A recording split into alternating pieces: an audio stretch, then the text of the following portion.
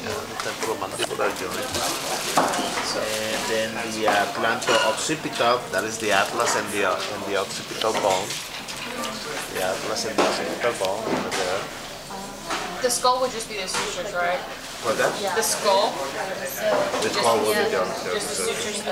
And then the atlantoaxial is the atlas and the axis. And then remember usually where the vents is located. For this one, I was going to ask you, you know how there's two, the vertebral, and there's two sternocostal? I mean, which one of the two do you want us to know? Are you really going to be specific? So intervertebral is said here the adjacent bodies and between the adjacent vertebral bodies, and then between the articular processes. Okay, so this seems to be like the same, but here sternum and rib 1, okay, and then the sternum and rib 2 through 7, because one is more cartilaginous, synarthrotic, and the other one is synovial. Same with this one though. Look, one is cartilaginous and the other is synovial. So if we put either one, would it be correct? Yeah. That's what I was wondering. Well, I think this is saying that this is between the adjacent vertebral bodies, so the bodies, and this is between the articular process between the ribs. Okay. Right. Yeah. So the one that I go is the intervertebral, which is this one. Okay. So amphiarthrotic. That perhaps would be the amphiarthrotic, because the cartilage that is located there is fibrocartilage in between the vertebral bodies. Whereas in the articular processes, is more synovial, is diarthrotic. That's between the ribs and the vertebrae. That's between the these articular aspects. See? Okay, here. You see this joint there? Oh, I see. Like where the little wing.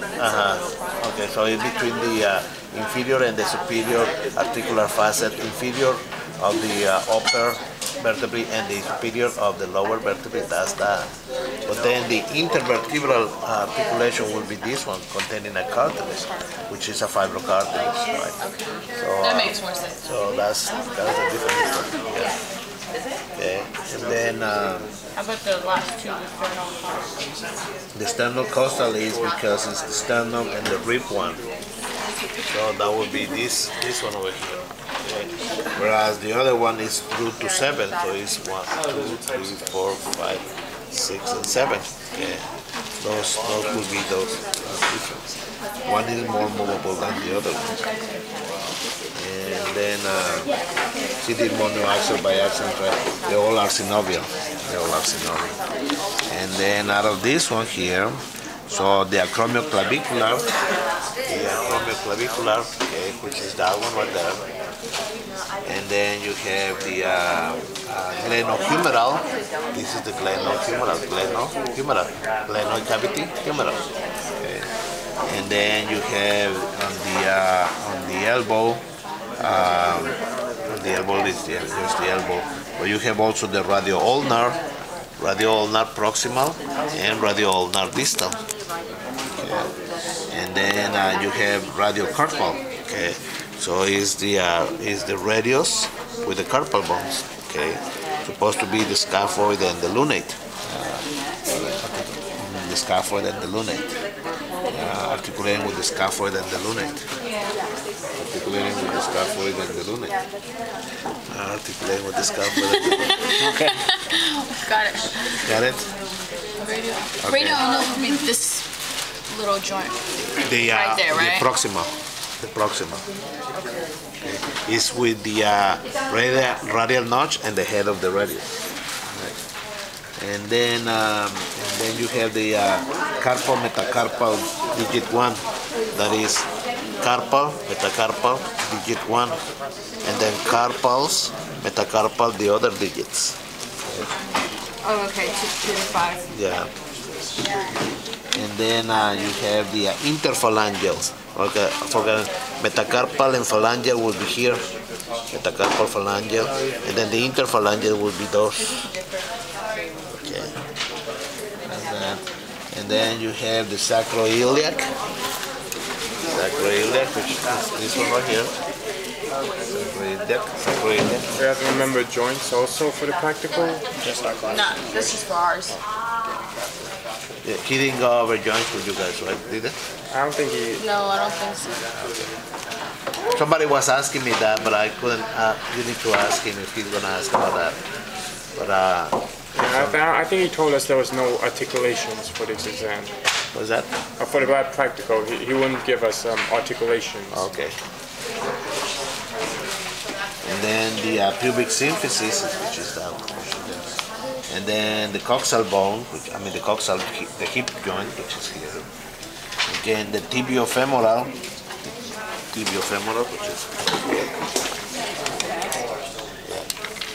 That one instead. It's about the,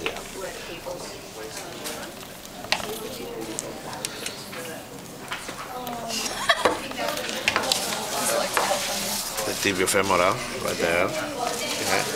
And then you have the tibiofibular, proximal and distal. Tibiofibular. Okay. And then you Proximal have distal. and then you have the ankle, which is, let me see here. Tibia and fibula with talus. Yeah, but there's one that they're missing here, Uh-oh. and that one should be the tibiotarsal. That one should be here, tibiotarsal. And they don't have it listed there. Huh. Okay, which is the tibia with talus. So the only bone in the ankle articulating with the tibia is the talus. It also articulates with the fibula, by the way. And whereas in the carpal area, only the scaphoid and the lunate articulates with the radius. Okay, so here the talus articulates with the tibia and the fibula. And then you have the tarsometastarsal. The intertarsals will be each one of those, right? And tarsal metatarsal will be here. And then metatarsal phalangeal will be here, and then interphalangeal will be here. So tarsal metatarsal, tarsal metatarsal, tarsal metatarsal, and then metatarsal phalangeal, metatarsal phalangeal, metatarsal phalangeal, metatarsal phalangeal, and then interphalangeal, interphalangeal, interphalangeal, interphalangeal, interphalangeal, and so forth. Okay.